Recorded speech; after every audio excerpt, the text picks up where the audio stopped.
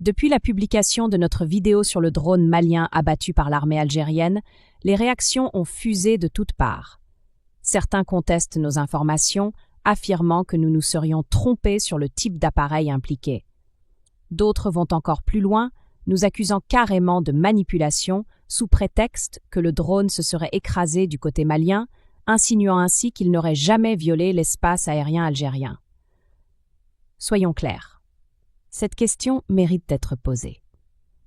Comment un drone, abattu en Algérie, a-t-il pu s'écraser au Mali? Cela voudrait-il dire qu'il n'a jamais franchi la frontière? Certains en sont persuadés. Eh bien, prenons un instant pour décortiquer cette affaire en profondeur. Preuve à l'appui, fait vérifier, et même un brin de physique, nous allons vous montrer pourquoi la réalité est bien plus complexe. Et surtout, pourquoi l'Algérie n'avait pas d'autre choix que d'agir.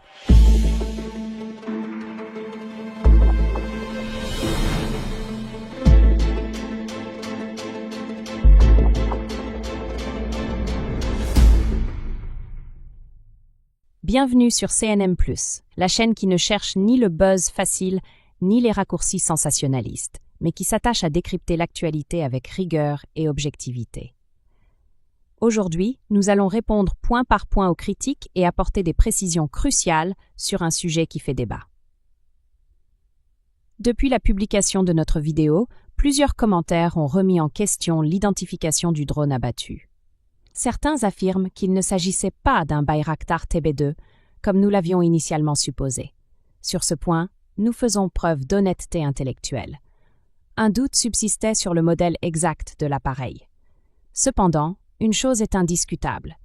Il s'agissait bien d'un drone turc de la famille des Bayraktar, un drone militaire avancé, et sa présence dans le ciel algérien n'avait rien d'anodin.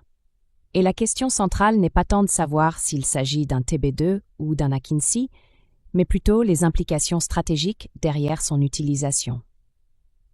Dans notre première analyse, nous avions supposé qu'il s'agissait d'un TB2, car nous étions déjà surpris que la Turquie accepte de livrer un drone aussi performant à une junte encore peu expérimentée dans l'usage de ce type d'armement. Alors, imaginez qu'il puisse s'agir d'un Bayraktar Akinci. Le fleuron de l'industrie turque nous paraissait tout simplement inimaginable, car un TB2 est déjà une menace. Mais un Akinci, c'est carrément une provocation stratégique. Le fait de confirmer qu'il s'agissait en réalité d'un Akinci donne à la situation une toute autre dimension et rend la réaction algérienne encore plus légitime. Contrairement au TB2, le Bayraktar Akinci est un drone stratégique, un véritable monstre technologique, conçu pour des missions bien plus complexes et offensives. Il vole plus haut et plus longtemps, lui permettant de surveiller un territoire sur une longue durée. Il transporte une charge militaire bien plus lourde, avec la capacité d'emporter des missiles et des bombes puissantes.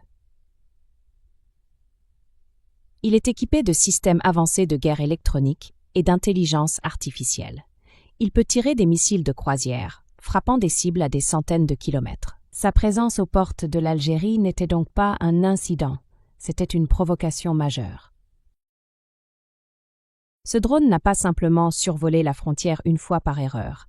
Il a violé l'espace aérien algérien à 3 reprises, stationnant plusieurs heures à proximité des frontières. Face à une telle situation, l'Algérie devait agir. La décision a été prise après la 3e incursion, et le drone a été neutralisé en plein vol. Et pour ceux qui doutent encore de la réelle menace que constituait ce drone, voici une preuve irréfutable. Parmi les débris retrouvés au Mali, on identifie un composant du système BS-500, utilisé uniquement pour fixer des bombes sur les drones Bayraktar, ainsi que des bombes elles-mêmes. Ce drone n'était donc ni un appareil de reconnaissance ni un modèle d'entraînement. C'était un drone de guerre, armé et opérationnel. Impossible maintenant de ne pas poser cette question cruciale. Mais pourquoi s'est-il écrasé au Mali? S'il a été abattu en Algérie, pourquoi les débris sont-ils tombés au Mali? La réponse est simple. Un drone en vol ne s'arrête pas net lorsqu'il est touché. Il continue sur sa trajectoire avant de s'écraser. Et ce phénomène est bien connu dans le domaine de l'aviation et de la défense. Un drone lancé à pleine vitesse ne tombe pas comme une pierre. Prenons un exemple simple. Si vous coupez brusquement le moteur d'une voiture sur l'autoroute à 130 km/h, est-ce qu'elle s'arrête immédiatement sur place? Non. Elle continue sur plusieurs centaines de mètres avant de s'immobiliser. Un drone en vol, c'est pareil. Le Bayraktar Akinci vole à une vitesse de croisière de 200 à 250 km/h. Quand il est abattu, il ne tombe pas immédiatement à la verticale. Il continue sa trajectoire sur plusieurs kilomètres avant de s'écraser. Dans notre cas, le drone a été touché au-dessus du territoire algérien, mais il volait vers le sud-ouest et donc, sous l'effet de son inertie, il s'est écrasé au Mali. La gravité plus l'effet de glisse égale un crash plus loin. Lorsqu'un avion ou un drone est frappé, s'il est touché à basse altitude, il peut tomber immédiatement. Mais s'il est touché en altitude, il peut encore planer un certain temps avant de chuter complètement. C'est exactement ce qui s'est passé ici. L'Akinci volait à plusieurs kilomètres d'altitude. Lorsqu'il a été frappé, il a commencé à perdre de l'altitude progressivement tout en continuant à avancer sur sa trajectoire. Ce n'est qu'après plusieurs kilomètres qu'il s'est écrasé, au-delà de la frontière. C'est un phénomène physique simple et bien documenté. Ce cas n'est ni unique ni surprenant. Voici quelques exemples historiques similaires. Guerre du Golfe. Plusieurs avions de combat irakiens touchés au Koweït ont continué leur chute en Arabie saoudite. Conflit en Ukraine, 2022. Des drones russes abattus près de la frontière ont parfois atterri en Pologne ou en Roumanie. Seconde Guerre mondiale. Des bombardiers américains touchés au-dessus de la Manche ont fini par s'écraser en France. Dans tous ces cas, l'impact final ne se trouvait pas exactement à l'endroit de la frappe initiale. C'est exactement ce qui s'est passé ici avec le drone malien abattu par l'Algérie. L'Algérie a abattu un drone armé qui avait violé son espace aérien. Les débris et les bombes retrouvées confirment qu'il s'agissait bien d'un appareil militaire. Le fait qu'il se soit écrasé au Mali est simplement dû aux lois de la physique et de l'aéronautique. Ce drone n'a pas été descendu au Mali. Il a été touché en Algérie et sous l'effet de sa vitesse et de son altitude, il a poursuivi sa chute jusqu'à la zone d'impact. Mais au-delà de la trajectoire du drone, deux éléments troublants méritent d'être soulignés. Premièrement, comment expliquer que la Turquie ait vendu un tel drone au Mali?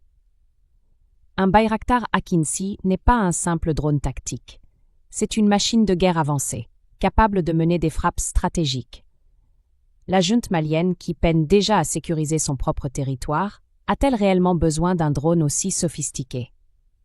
Ou bien cette acquisition répond-elle à d'autres intérêts géopolitiques inavoués? Deuxièmement, il y a une étrange coïncidence. Un drone identique a été vendu au Maroc, un pays qui considère ouvertement l'Algérie comme un ennemi stratégique. Or, ce qui est encore plus troublant, c'est que plus le Mali se rapproche du Maroc, plus il adopte une posture hostile envers l'Algérie. Rappelons-le, le Mali et l'Algérie ont certes eu des tensions, mais jamais Bamako ne s'était aventuré dans des sujets aussi éloignés de son propre contexte. Récemment, on a même entendu Bamako prendre position sur le Sahara dit marocain, un sujet pourtant étranger à ses priorités internes. Alors posons la question, le Mali est-il en train de devenir une marionnette du Maroc? Est-il utilisé pour tester la réaction algérienne avec des provocations sous couvert de coïncidences? En géopolitique, les coïncidences n'existent pas vraiment.